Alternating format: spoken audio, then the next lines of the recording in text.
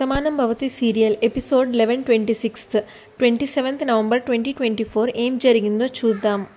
భువనేశ్వరి కుటుంబం మొత్తం అమ్మవారి గుడికి వస్తారు. జయ పంతులు గారికి పట్టు వస్త్రాలు ఇస్తుంది. అమ్మవారికి ఈ చీరని అలంకరించండి అని చెప్తుంది.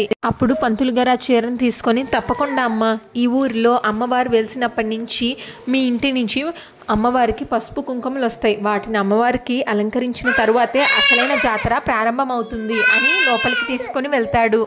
అమ్మవారి పూజ జరుగుతుంటే భాను కొంచెం దూరంగా నుంచుంటుంది.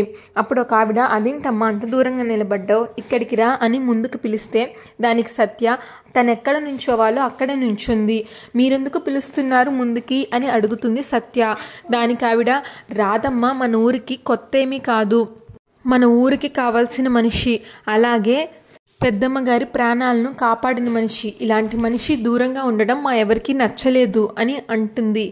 అప్పుడు ఇంకొక ఆవిడ, ఆ రోజు రాధే రాకపోతే పెద్దమ్మ గారి కుటుంబానికి ఎంతో ప్రమాదం జరిగేది, అది ఊరంతా చెప్పుకున్నాం కదా అని అంటుంది.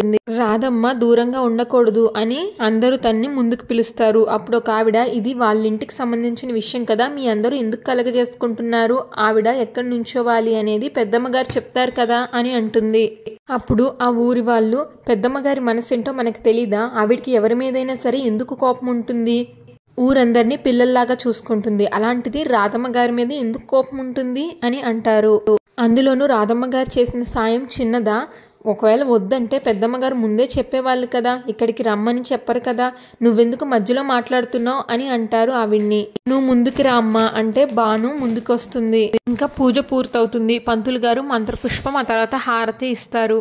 మరో పక్కన నీలిమ బెడ్ మీద కూర్చొని ల్యాప్టాప్లో కార్తిక్ తను కలిసిన ఫోటో చూసి ఊహలు ఊహించుకుంటూ ఉంటుంది. కార్తిక్ వచ్చి నీలిమ ఫోటోని చూడడం చూస్తాడు. నీలిమ దగ్గరకు వచ్చి, నీలిమ, నువ్వు నన్ను ఇష్టపడుతున్నావని నాకు ఎప్పటి నుంచో తెలుసు, కానీ నేను ఏ రోజు నిన్ను వేరే ఉద్దేశంతో చూడలేదు, ఒక స్నేహితురాలిగానే చూశాను, నా మనసంతా భానుయే నిండి ఉంది, నువ్వు నాకొక మంచి ఫ్రెండ్ అని అనుకున్నాను, అంతకు మించి నీ మీద నాకు ఎలాంటి ఒపీనియన్ లేదు కానీ అని కార్తిక్ చెప్తుంటే నీలిమ, నేను మాత్రం నిన్ను ఎంతగానో ఇష్టపడ్డాను కార్తిక్, నువ్వే నా జీవితం అనుకున్నాను, నువ్వు లేని జీవితం వ్యర్థం అనుకున్నాను, కానీ అదంతా నిజం కాదని తర్వాత అర్థమైంది, నీ మనసులో నేను లేను అని తెలుసుకునేసరికి జరగవలసిందంతా జరిగిపోయింది అంటూ బాధపడుతుంది. అప్పుడు కార్తిక్, సారీ నీలిమ, ఒక ఆడపిల్ల ఇష్టాన్ని పెంచుకుంది అంటే అందులో ఎంతో కొంత నా తప్పు కూడా ఉండే ఉంటుంది, అందుకనే నేను నీకు సారీ చెప్తున్నాను అంటాడు కార్తిక్. మా నిన్ను పెళ్లి చేసుకోమని చెప్పినప్పుడు నా భాను లేకుండా బతకడమే కష్టం అనుకున్నాను, నా భాను స్థానంలోకి వేరే అమ్మాయి, అది నువ్వైనా సరే, రావడాన్ని నేను సహించలేకపోయాను, అందుకే ఈ పెళ్లి చేసుకోమని అమ్మ నిర్ణయాన్ని చెప్పినప్పుడు నేను వేరే ఆలోచన లేకుండా కాదు అని చెప్పాను, అందుకు అమ్మే కాదు నువ్వు కూడా బాధపడతావు అని నాకు అర్థమైంది, అందుకే నీకు సారీ చెప్తున్నాను అని కార్తిక్ అంటే నీలిమ కళ్ళల్లో నీళ్లు తిరుగుతాయి. అప్పుడు నీలిమ, ఎన్నో కలలు కంటాం, అవన్నీ నిజం కావాలని మనం ఎన్నో ప్రయత్నాలు చేస్తాం, కానీ అవన్నీ జరగవు అని నేను కూడా ఈ మధ్య తెలుసుకున్నాను అని అంటుంది. ఒకరి జీవితాన్ని ఎవరు శాసించలేరని, ఒకరి జీవితంలో వాళ్ళకి ఇష్టం ఉంటేనే ఇంకొకరు వాళ్ళ జీవితంలోకి వస్తారు అని నేను ఈ మధ్య మెల్లిగా తెలుసుకున్నాను. ఇన్ని రోజులు మనం అనుకోవాలి కానీ ఏదైనా చేయగలం, ఏదైనా శాసించవచ్చు అనే ఒక అపోహలో బతికాను, ఇప్పుడు ఆ ఊహలన్నీ పటాపంచలైపోయాయి, వాస్తవాలు ఎలా ఉంటాయో ఇప్పుడే తెలిసింది, అందుకే నీ నిర్ణయం ఏదైనా సరే నేను ఏమీ మాట్లాడలేకపోయాను, నీ మనసులో ఉన్నది నువ్వు చెప్పావు, అది నా మనసుకి బాధ అయినా సరే నేను భరించి తీరాలి, అంతేగాని నా గురించి మరొకరిని బాధ పెట్టకూడదు అని నేను తెలుసుకున్నాను అంటూ నీలిమ ఏడుస్తుంది. అప్పుడు కార్తిక్, థ్యాంక్స్ నీలిమ, నువ్వు ఇంతలాగా అర్థం చేసుకుంటావని నేను ఊహించలేకపోయాను, కానీ నిన్ను బాధ పెట్టినందుకు మాత్రం మళ్ళీ క్షమాపణ అడుగుతున్నాను అని అంటాడు. ఇంకా సత్య గుడి నుంచి అలా బయటకు వస్తుంది. భాను సత్య వైపు జయ వైపు కొద్దిగా అనుమానంగా చూస్తూ ఉంటుంది. మరో పక్కన రాధ వేరే అమ్మవారి గుడికి వెళ్ళి అమ్మవారికి దండం పెట్టుకుంటుంది.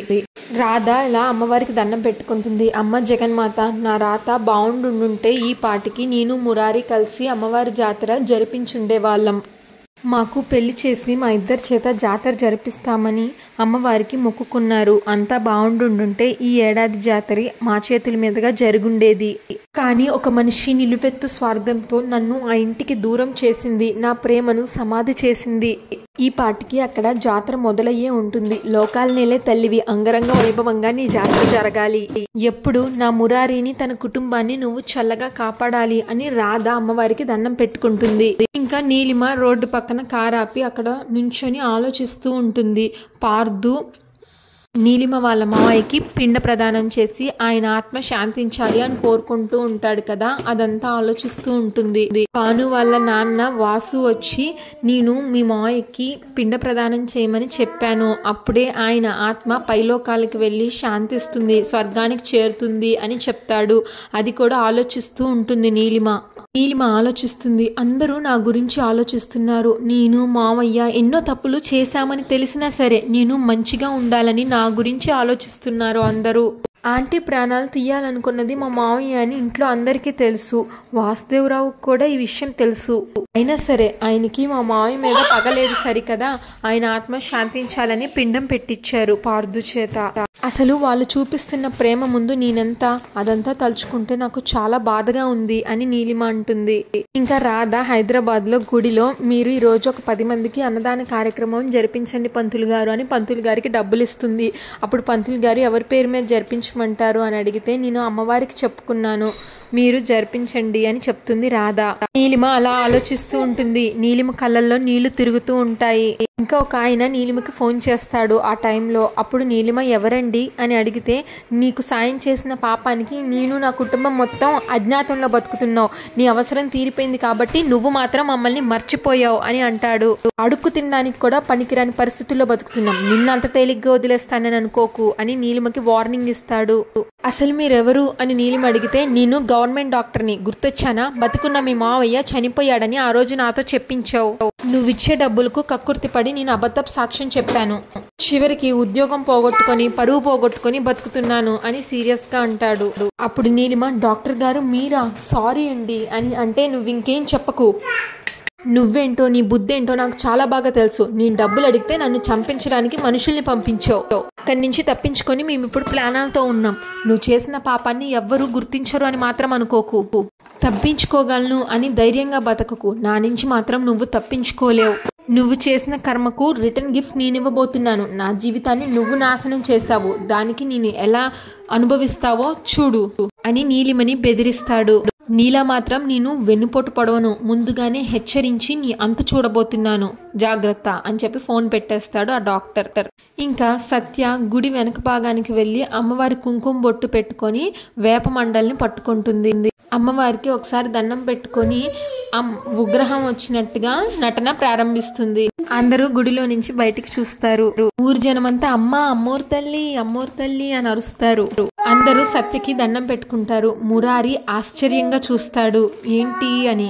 ఊరి జనం, అమ్మోరు తల్లి, నువ్వు వచ్చావా తల్లి, జాతర అంగరంగ వైభవంగా జరుగుతుంది, చూడడానికి వచ్చావా తల్లి, మమ్మల్ని అందరినీ నువ్వే కాపాడు తల్లి అని దండం పెట్టుకుంటారు. మమ్మల్ని అందరినీ కరుణించమ్మా అమ్మా అని దండం పెట్టుకుంటారు సత్యకి. సత్య ఊగుతూనే ఉంటుంది.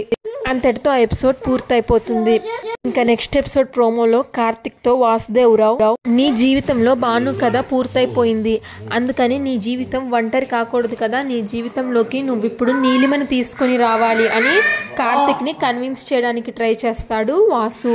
అదంతా నీలిమ గమనిస్తుంది. దయచేసి నువ్వు కాదనకు బాబు అని వాసు అంటాడు. నీలిమ వాసుదేవరావు మంచితనం చూసి ఎంతో గిల్టీగా ఫీల్ అవుతుంది. కార్తిక్ ఒప్పుకుందామా అని ఆలోచిస్తాడు. Shatamanam Bhavati serial regular update కోసం మా ఛానల్ని సబ్స్క్రైబ్ చేసుకోండి. Thanks for watching.